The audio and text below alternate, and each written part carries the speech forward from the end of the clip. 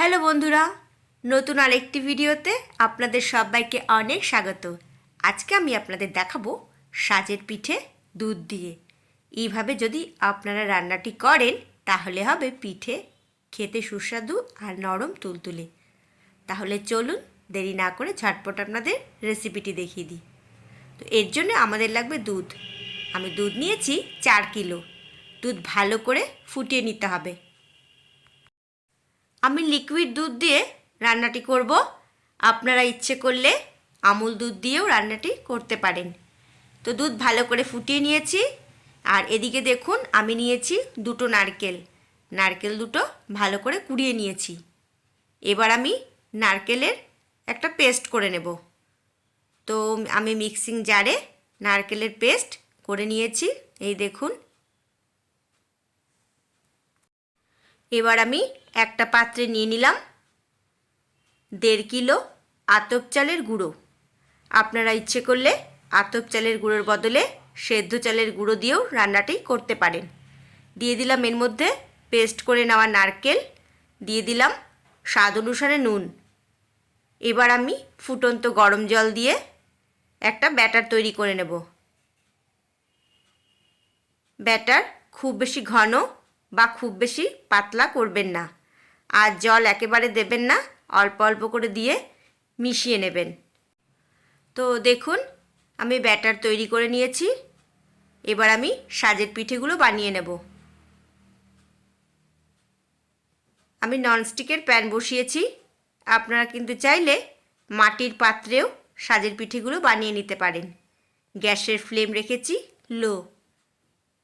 Pan ভালো করে গরম করে নেওয়ার পর এর মধ্যে আমি অয়েল ব্রাশ করে নিয়েছি। এবার আমি ব্যাটার দিয়ে দেব, ঢাকা দিয়ে হতে দেব। আর আপনারা কিন্তু গ্যাসের ফ্লেম একদম কমিয়েই পিঠেগুলো বানিয়ে নেবেন। তো কিছুক্ষণ পর আমি ঢাকা সরিয়ে নিয়েছি। তো দেখুন কত সহজেই সাজের পিঠে বানিয়ে নিলাম। সেম প্রসেসে বাকিগুলোও বানিয়ে নেব। বন্ধুরা, যেভাবে আমি দেখাচ্ছি ঠিক এইভাবে যদি আপনারা পিঠে বানিয়ে খান তাহলে পিঠে হবে নরম তুলতুলে। আপনারা যদি ফ্রিজে রেখেও পিঠে খান তাহলেও কোনো অসুবিধে নেই, পিঠে নরম থাকবে। তো দেখুন আমি আবার দিয়ে দিয়েছি ব্যাটার, ঢাকা দিয়ে দিলাম। তো সব সাজের পিঠেগুলো আমি বানিয়ে নিয়েছি। চলুন আপনাদের দেখিয়ে দিই। এই দেখুন, তো সব সাজের পিঠেগুলো বানানো কমপ্লিট হয়ে গেছে। এবার আমি চলে যাব ফাইনাল স্টেপে।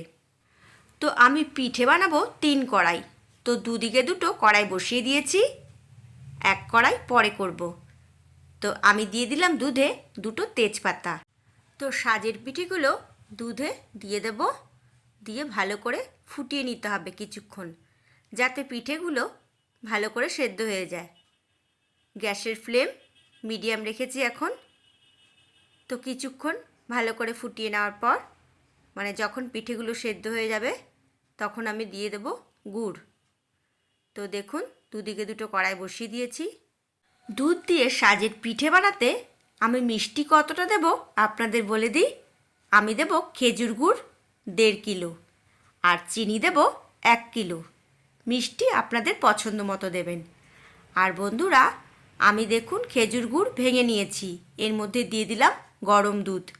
গরম দুধ দিয়ে আমি ভালো করে গুড় মিশিয়ে নেব।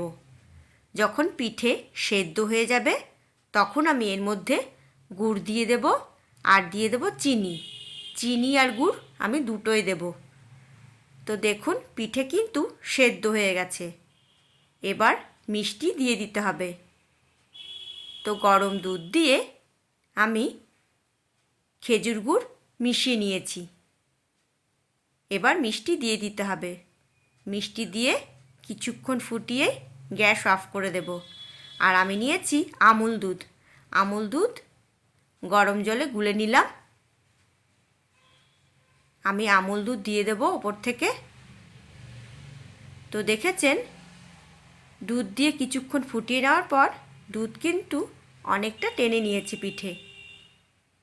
তো আমি ওপর থেকে আমুল দুধ দিয়ে দিলাম। এবার আমি মিষ্টি দিয়ে দেব। মিশিয়ে নেওয়া মানে দুধে মিশিয়ে নেওয়া খেজুর গুড় এখন আমি দিয়ে দিলাম।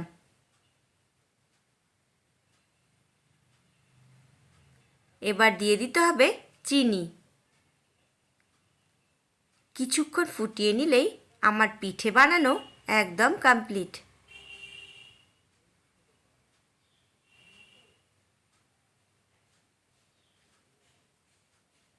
তো এই কড়াইও আমি দিয়ে দিলাম দুধে মিশিয়ে নেওয়া খেজুর গুড়।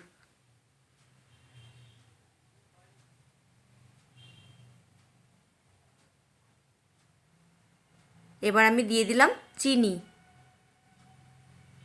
আরও কিছুক্ষণ ফুটিয়ে নিলেই আমার রান্না একদম কমপ্লিট। তো দেখেছেন বন্ধুরা, কিছুক্ষণ ফুটিয়ে নিয়েছি। এবার আমি গ্যাস অফ করে দেব। দেখে নিশ্চয়ই বুঝতেই পারছেন কতটা সুস্বাদু হয়েছে। দেরি না করে আজকেই ট্রাই করুন। আজকের ভিডিওটি যদি আপনাদের ভালো লেগে থাকে লাইক শেয়ার সাবস্ক্রাইব করে বেল আইকনটি ক্লিক করে দেবেন। সবাই খুব ভালো থাকুন, সুস্থ থাকুন। আপনাদের সাথে দেখা হচ্ছে আবার নেক্সট ভিডিওতে। ততক্ষণের জন্যে বাই, লাভ ইউ অল।